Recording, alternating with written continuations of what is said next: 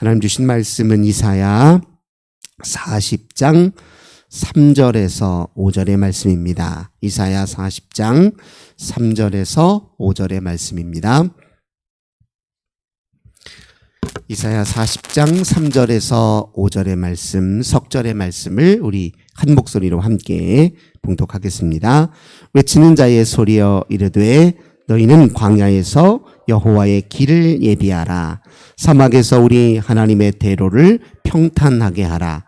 골짜기마다 도두어지며 산마다 언덕마다 낮아지며 고르지 아니한 곳이 평탄하게 되며 험한 곳이 평지가 될 것이요 여호와의 영광이 나타나고 모든 육체가 그것을 함께 보리라. 이는 여호와의 입이 말씀하셨느니라. 아멘. 오늘도 우리 주님과 함께 이 복된 날 시작하시는 우리 모든 성도님들 하나님께서 하늘의 크신 은혜와 평화 가득 부어주시길 주님의 이름으로 간절히 기원합니다. 오늘 본문의 말씀 통해서 여호와의 길을 예비하라, 이런 제목으로 함께 은혜 나누도록 하겠습니다. 이사야는 총 66장으로 구성되어 있는데요. 그 내용상 크게 세 수로 분류할 수 있습니다. 1장부터 39장까지 이야기는 아수르 제국이 북이스라엘을 넘어서 남유다까지 확장해 오는 그 역사적 배경을 가지고 있고요. 그리고 40장부터 55장까지는 유다가 바벨론의 포로 생활을 하는 동안의 이야기를 이제 그 배경으로 가지고 있습니다. 세 번째로는 이제 56장부터 마지막 66장까지인데요. 이것은 바벨론 포로 생활을 끝내고 돌아온 이후의 생활을 배경으로 하고 있습니다. 그래서 이렇게 내용상 분류가 돼요. 1장부터 39장의 이야기는 주로 아수르와 관련된 이야기가 많이 있습니다. 근데 시기적으로 보면 이 바벨론 포로기와 이 아수르가 남쪽 유다까지 이렇게 침범했던 그 시기는 거의 100년 정도의 그런 공백기가 있습니다. 그래서 전반기에 1장부터 39장까지의 이야기는 주요 이제 인물 중에 한 사람이 이사야 선지자와 또 남쪽 유다의 히스기야 왕이에요. 히스기야 왕의 이제 통치가 언제였냐면 히스기야 왕이 주전 726년에 이제 왕위에 올랐거든요. 그리고 바벨론의 포로로 남쪽 유다가 끌려갔던 때가 주전 587년 또는 6년경입니다. 그러니까 거의 100년 이상의 시기 차이가 있잖아요. 근데 이 히스기야 왕 때는 한참 아수르가 남쪽 유다를 공략하려다가 하나님의 도우심으로 아수르가 유다를 공략하지 못하고 이제 도망가고 물러가게 된 이야기입니다. 그런데 이제 마지막 말미에 히스기야 이야기의 말미에 보면 어떤 이야기가 등장하냐면 히스기야가 아팠잖아요. 아파가지고 하나님께 제 생명을 연장해 주십시오라고 기도하면서 하나님이 그 생명을 연장해 주셨던 이야기가 등장하는데, 히스기야가 아픈 동안에 어떤 일이 있었냐면 바벨론이라는 나라에서 사자들을 이 남쪽 유다의 히스기야 왕에게 보냅니다. 이사야 39장에도 그 이야기가 등장하는데요. 39장 1절, 2절, 3절 한번 보겠습니다. 그때에 발라단의 아들 바벨론 왕 무로닥 발라단이 히스기야가 병들었다가 나았다 함을 듣고 히스기야에게 글과 예물을 보낸지라. 히스기야가 사자들로 말미암아 기뻐하며 그들에게 보물 창고 곧 은금과 향료와 보배로운 기름과 모든 무기고에 있는 것을 다 보여주었으니 히스기야가 공중의 소유와 전 국내의 소유를 보이지 아니한 것이 없는지라. 그 바벨론에서 히스기야 왕이 아프다는 소식을 듣고 사절단, 그러니까 사자들을 보내서 이렇게 왕의 완부도 묻고 그래서 서로 이렇게 외교적인 이렇게 만남을 갖는 장면이 등장하는 거예요. 그때 히스기야가 남쪽 유다가 경제 형편이 어떻고 우리가 가지고 있는 지금 생활상이 어떤지를 이제 그 바벨론의 사절단에게 다 보여줬다는 거예요. 그래서 3절 보니까 이사야 선지자가 그때 히스기야 왕에게 이렇게 묻습니다.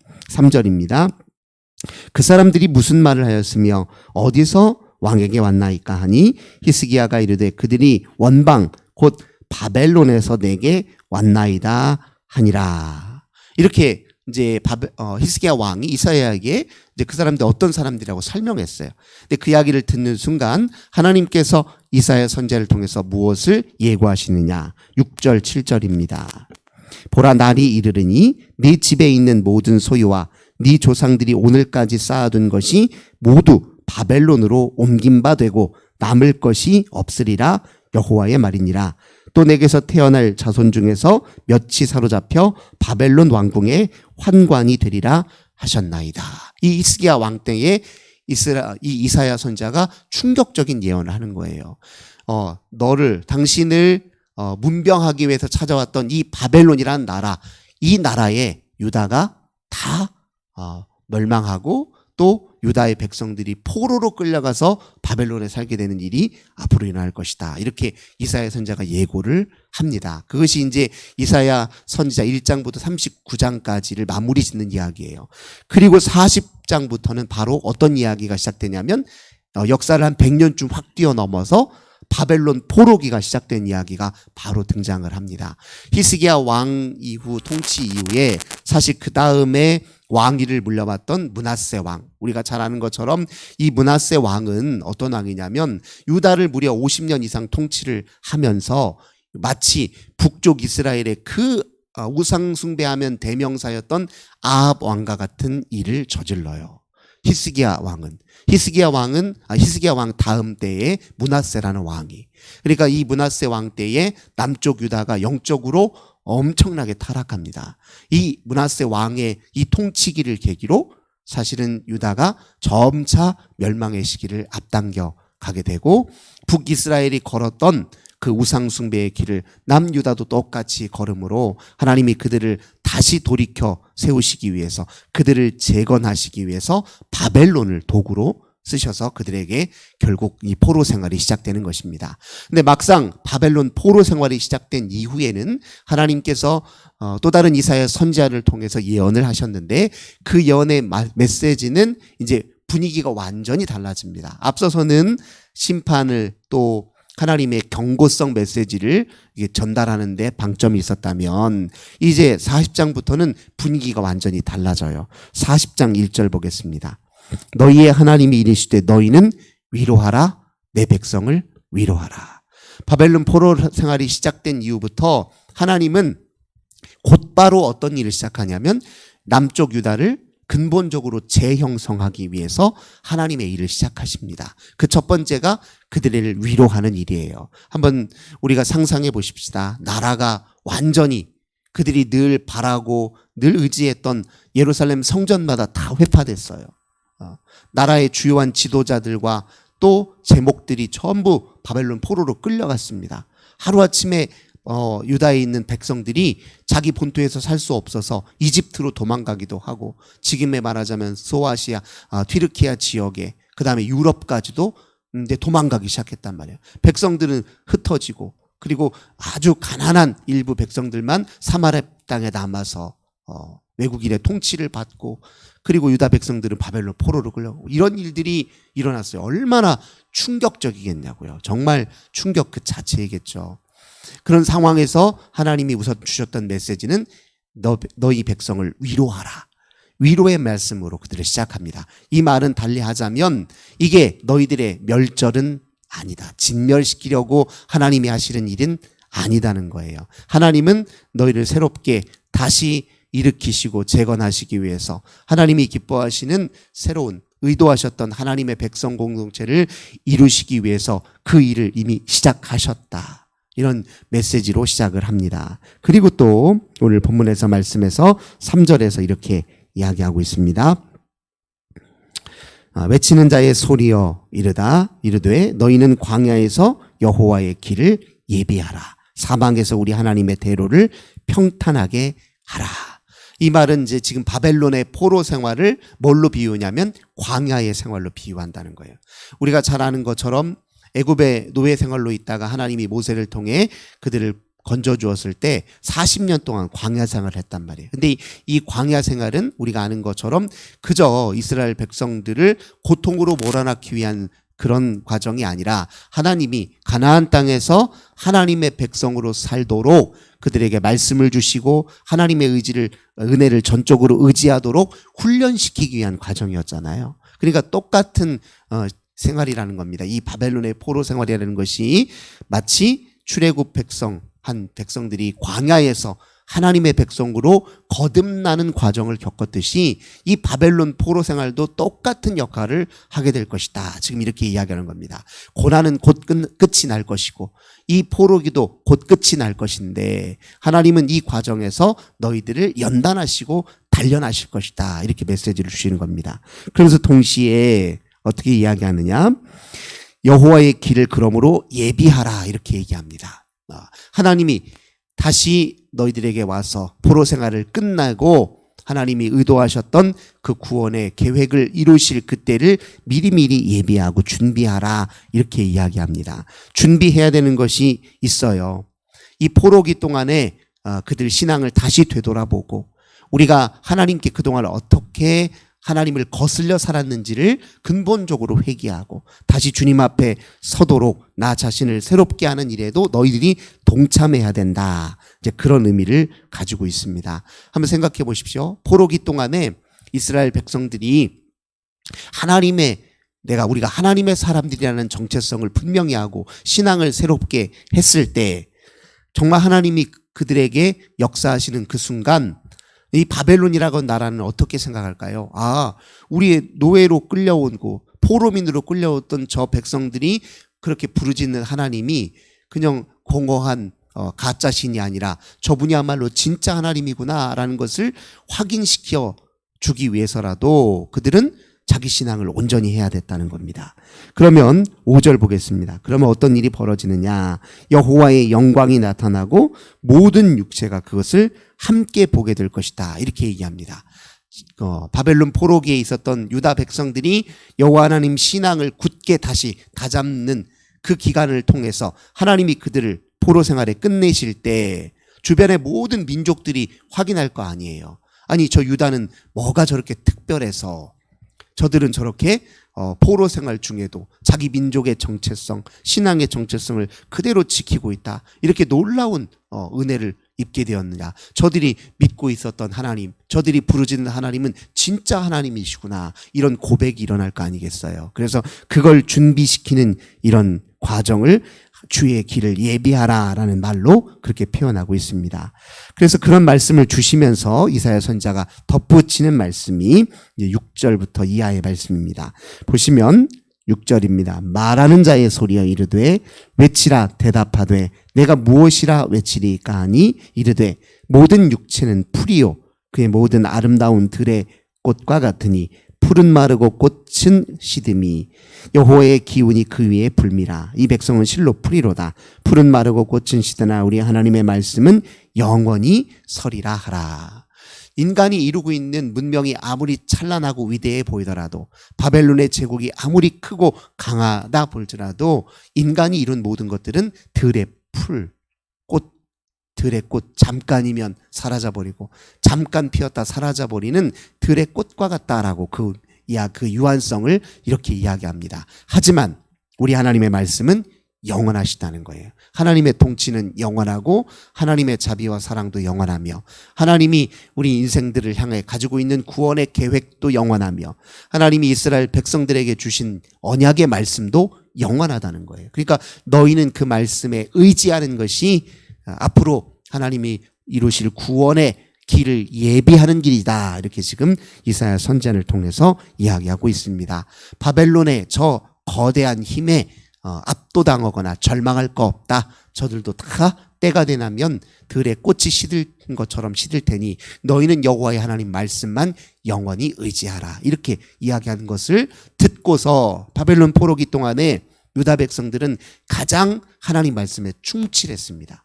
그 기간이 가장 하나님 말씀으로 가장 온전히 무장되었던 기간이에요. 이 바벨론 포로기 기간 동안 제가 전에도 여러 차례 말씀드렸지만 이 구약 성경의 중요한 책들이 가장 이제 문서화돼 가지고 잘 만들어진 때가 바로 이 바벨론 포로기예요.